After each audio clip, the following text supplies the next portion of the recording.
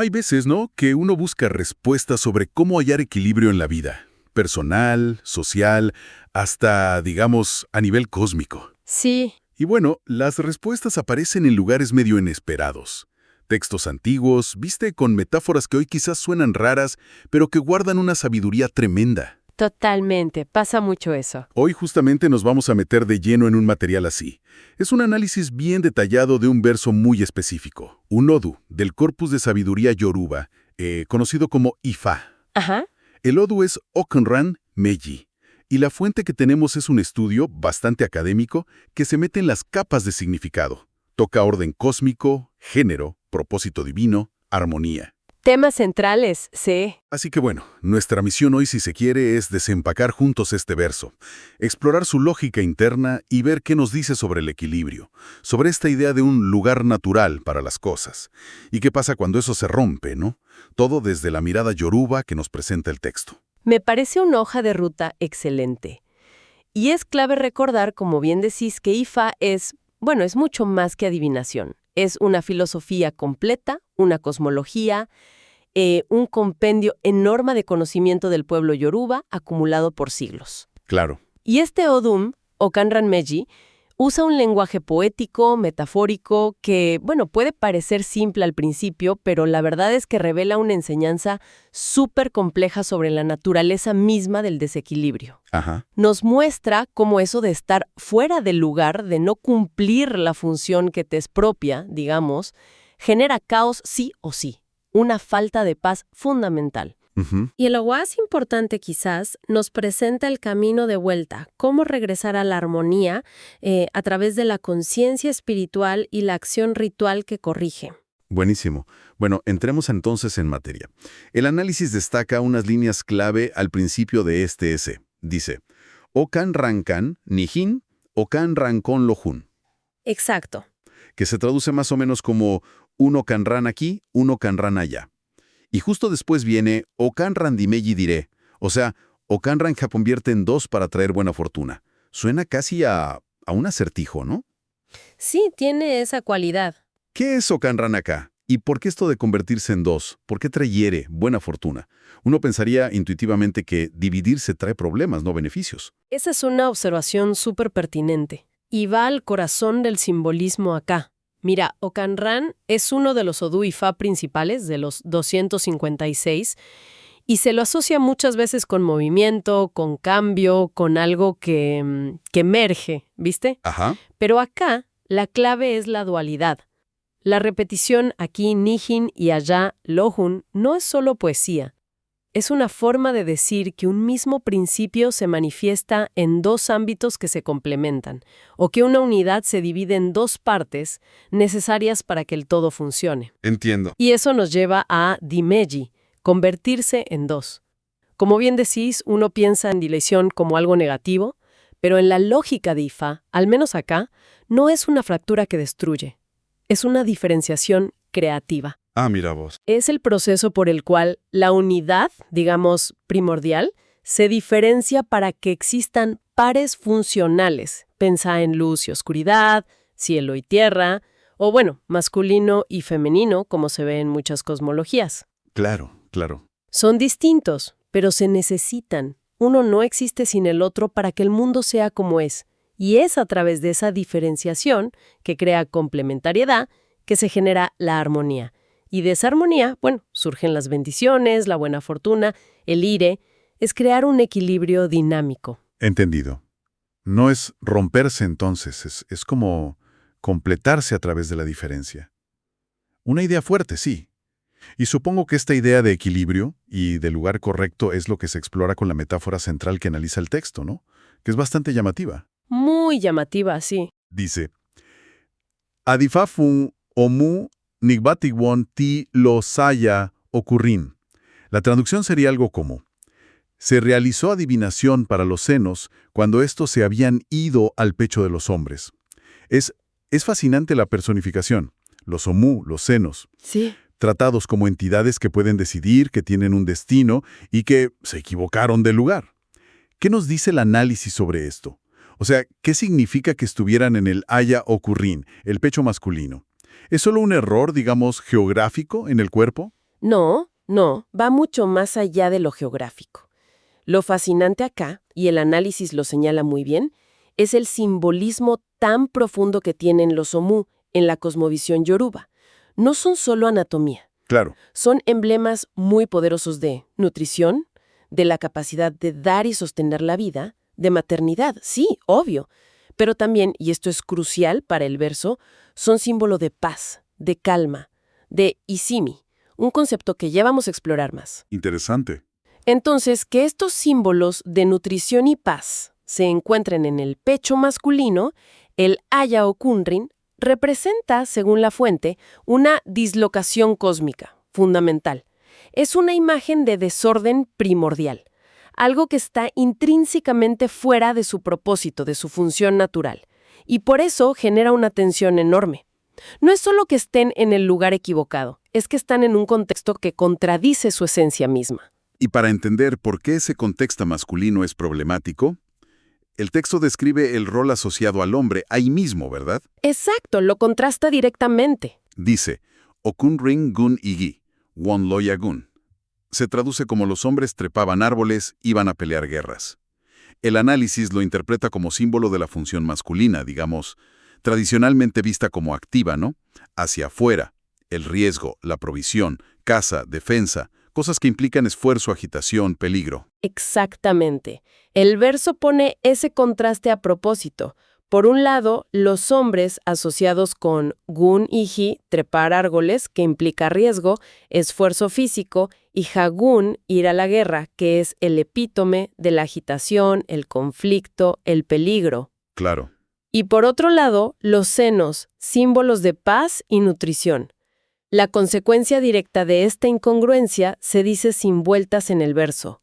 Omu, Koni y Simi. Ahí está. Los senos no tenían tranquilidad, no hallaban reposo. Y acá hay que detenerse en Isimi. El análisis insiste en que no es solo que no haya ruido o actividad física. Isimi es un estado profundo de paz interior, de quietud existencial, de sosiego. Profundo. Es la calma que viene de estar en armonía con tu propio ser y con el entorno, de estar cumpliendo el propósito adecuado. Entonces, imagínate a los senos que encarnan esa calma nutricia puestos en el pecho del guerrero, un espacio definido por la acción constante, la tensión, el riesgo de vida. Imposible. Es imposible que encuentren Isimi ahí. La metáfora es potentísima y de aplicación universal, sugiere el análisis. Cualquier elemento, entidad o incluso una persona, cuando está operando fuera de su función natural, de su lugar esencial, carece de isimi, de esa paz profunda y estable. Vive en fricción constante. Qué descripción tan vívida de ese desajuste y sus consecuencias internas. Tenemos entonces esta imagen del desorden cósmico. Los senos, símbolos de paz, atrapados en un contexto de agitación, y por eso privados de su estado natural de Isimi. ¿Y cómo se resuelve esto según el verso? Acá entra, según el análisis, el mecanismo espiritual de Ifá. Ajá, la solución ritual. El texto dice, Ebola ni kiwan washe, won giwo, won robo, que se traduce, se les dijo que ofrecieran sacrificio. Escucharon e hicieron el sacrificio. Me llaman la atención dos cosas. Primero, que incluso a estos senos personificados se les da una instrucción, divina o sacerdotal, ¿no? Sí, es notable. Y segundo, que la clave parece estar en su respuesta. Escucharon e hicieron. Hay como una agencia y una obediencia activa. Precisamente, eso resalta una idea central en Ifá. Todo en la creación tiene una conciencia, un destino, y está sujeto a las leyes del equilibrio cósmico. Nada está exento de responsabilidad, digamos. Claro. Y el Evo, el sacrificio, es el principal mecanismo que Ifá prescribe para corregir desequilibrios, para realinear energías que se desviaron. Pero es crucial entender, y el análisis lo apunta bien, que el Evo no es un trueque mágico con lo divino. Te doy esto, dame aquello. No es tan simple. Es mucho más profundo. Es un acto simbólico que implica, primero, reconocer con humildad el desorden, reconocer la propia participación en él, aunque sea por estar en el lugar incorrecto. Y segundo, es expresar tangiblemente la voluntad de corregir, de volver al camino. Es un compromiso activo con restaurar el orden. Ajá. un compromiso. Por eso la secuencia Wanbo, Wanrubo, escucharon, hicieron el sacrificio, es tan importante. Escuchar atentamente la guía y después actuar en consecuencia. El rubo, el acto de hacer el Ebo, son indispensables. Sin esa combinación de reconocimiento, humildad y acción correctiva, el análisis sugiere que no hay restauración posible. El Ebo es la herramienta para recalibrar activamente la realidad que se desajustó. Entendido. Elevó como un proceso activo de reconocer y realinear, no solo una ofrenda. Y la consecuencia de hacer este proceso es explícita en el texto. Sigue diciendo, Nigbati o Murrubotan, Wan Losaya o Virín. Exacto. Es decir, cuando los ananos completaron el sacrificio, se fueron al pecho de las mujeres. Parece casi una consecuencia física directa. El acto de rubo, de completar el sacrificio, es lo que permite el movimiento, el regreso a lo que el verso considera su lugar natural, el haya o virín, el pecho femenino. Tal cual. El rubo, la culminación del proceso, actúa como la llave que abre la puerta para que se reordene el cosmos, digamos. El traslado al haya o binrin, al pecho femenino, es la manifestación física de ese regreso al equilibrio. Ajá. Dentro de la cosmología de este verso, el pecho femenino es el espacio simbólico por excelencia de la nutrición, la calma, el cuidado, el sostén de la vida y la paz del hogar, de la comunidad. Es en este contexto, el haya o binrin, donde los senos pueden por fin cumplir su función sagrada sin fricción, en armonía con su entorno y su naturaleza. Es el lugar donde su esencia se expresa plenamente. Y para reforzar esta idea del lugar adecuado, el texto hace un contraste directo con la descripción anterior del rol masculino, ¿cierto? Sí, lo deja muy claro. Dice explícitamente, Oberin koguniji wonko lo yagun, que significa, las mujeres no trepaban árboles, no iban a pelear guerras.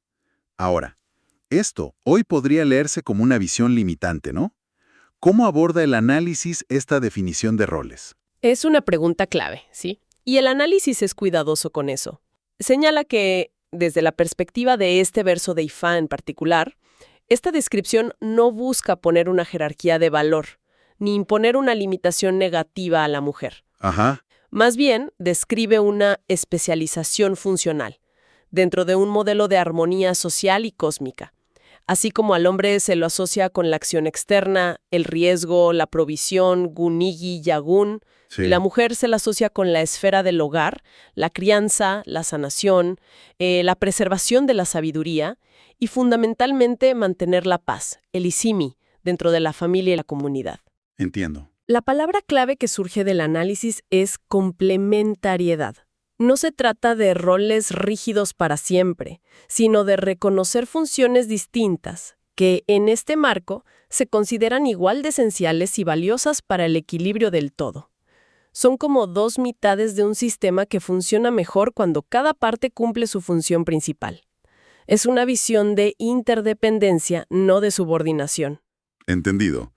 El énfasis está en la función complementaria para la armonía del conjunto, según esta visión particular. Entonces, una vez que los senos volvieron a este lugar de complementariedad al pecho femenino, ¿cuál es el estado final que describe el verso? Acá creo que cierra el mensaje, ¿no? Exacto, ahí culmina. Concluye, Omuni y Simi, Nikbegen Omurri Eyi Ati Ijin. La traducción, los senos tuvieron tranquilidad.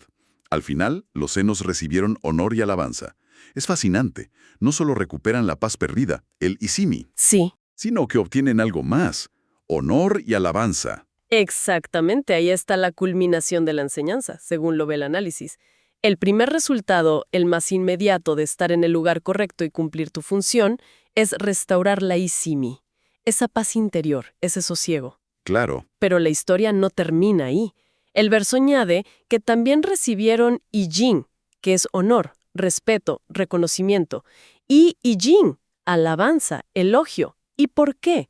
Porque dentro de esta cosmovisión, explica el análisis, cumplir tu propósito inherente, estar alineado con el orden natural o divino, no solo te da paz interna, ajá, sino que es intrínsecamente honorable, digno de reconocimiento por la comunidad y por el cosmos mismo. Es como si el universo celebrara cuando sus partes funcionan en armonía. La lección clave es profunda. Encontrar y habitar tu lugar correcto no solo te da paz, sino que te confiera dignidad y te hace merecedor de respeto. El honor no es algo que buscas afuera, sino una consecuencia natural de estar alineado interna y funcionalmente. Es una perspectiva muy amplia, muy completa, la verdad. Recapitulando un poco los grandes temas que sacamos de esta metáfora tan rica, está la importancia crucial del orden cósmico y la idea de que todo tiene un propósito, una función natural. Sí, Luego, la visión de la complementariedad funcional, en este caso de los géneros, como pilar de la armonía. También el papel activo del Evo, no como magia, sino como proceso consciente de reconocer y realinear. fundamental eso. Vimos cómo la paz, Isimi, es el fruto directo de vivir acorde a ese lugar y función, y finalmente cómo el reconocimiento, Iji y Egin, surge como consecuencia de cumplir ese propósito. Entonces, conectando los puntos como hace el análisis, ¿qué implicaciones más amplias tiene esto, según la filosofía de Ifá? ¿Cómo podrían resonar estas ideas hoy en día? Bueno, el análisis conecta estos puntos con la visión más amplia de Ifá, de varias maneras que son significativas, creo. Primero, refuerza la idea del cuerpo humano como un microcosmos del universo. Cada parte tiene una dimensión simbólica y espiritual. Claro, el cuerpo como mapa. Exacto. Los omu, los senos, en este contexto, no son solo anatomía. El texto los vincula a cualidades esenciales como ife, amor incondicional, compasión, iguapelé, buen carácter, humildad, e ititú, frescura, calma, paz. Representan principios universales. Qué interesante. Segundo, este es una ilustración perfecta del principio yoruba, Kawa kin lo awon isheri, que se traduce algo así como que cada cual vaya a su propio trabajo, o, más profundo, que cada cual se ocupe de su función designada. Es un llamado a la responsabilidad individual dentro del orden colectivo. Ujú. Y acá es donde el análisis sugiere reflexiones muy pertinentes para hoy. Por ejemplo, en la búsqueda de identidad y propósito personal. Estamos buscando nuestro propio lugar donde encontrar Isimi, esa paz que viene de ser auténticos, o estamos tratando de encajar en moldes, en expectativas externas que nos generan fricción interna. La metáfora de los senos fuera de lugar es poderosa para pensar en nuestras vidas, ¿no? Eso resuena muchísimo. La idea de que quizás la ansiedad o el burnout moderno podrían ser síntomas de estar viviendo fuera de lugar, en un rol o contexto que no cuadra con nuestra naturaleza o propósito esencial. Exactamente. El análisis vincula esa falta de isimi contemporánea, el estrés crónico, la sensación de vacío, la ansiedad, con la experiencia de vivir una vida que se siente ajena, desconectada de nuestro verdadero camino, nuestro oná, como se diría en Yoruba. ¡Qué fuerte! Y también sugiere una reflexión sobre género y función. Sin negar la complejidad y la evolución de los roles sociales, obvio, el texto invita a pensar si la búsqueda de armonía podría beneficiarse de reconocer y valorar complementariedades energéticas o funcionales, en lugar de buscar una homogeneidad forzada o negar diferencias que quizás, bien entendidas, podrían enriquecer al conjunto. No se trata de volver a roles rígidos, sino de entender principios de equilibrio, Entiendo el matiz. generando isimi en vez de caos. Es impresionante cómo una narrativa tan concreta y a primera vista tan particular como la de los senos migrantes puede abrir tantas avenidas de reflexión profunda. Si tuviéramos que destilar la enseñanza central de Okan Ran Meji a través de esta metáfora, parece ser esta. El sufrimiento, el caos, la falta de paz, isimi, surgen fundamentalmente del desorden, de estar desconectados de nuestro lugar y función naturales. Exacto. La paz se encuentra al realinearnos con ese propósito inherente. El camino hacia esa realineación pasa por un proceso activo de reconocimiento y corrección. Y la recompensa final no es solo la paz interior, sino también el honor Yi y la alabanza Yin, que vienen de vivir en integridad con lo que somos. Es una invitación muy poderosa a buscar esa alineación interna, ¿no? A escuchar nuestra propia naturaleza, en lugar de forzarla a encajar en patrones externos. Has capturado la esencia perfectamente.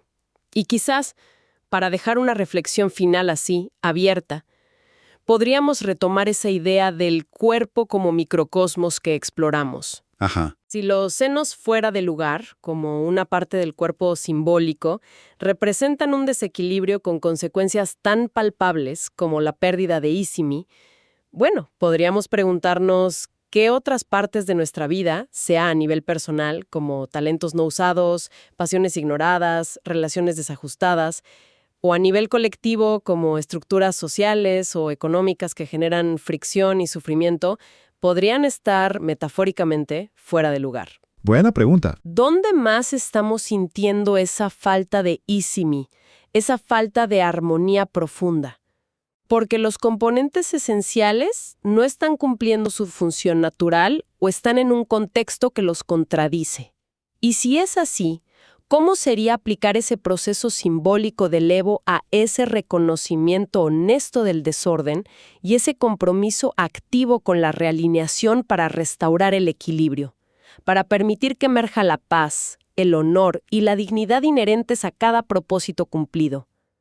Es una pregunta para llevarse y meditar, aplicando la lógica de este antiguo verso a nuestro mundo actual. La atención prestada a esta inmersión en las complejidades de Okan Ranmeji.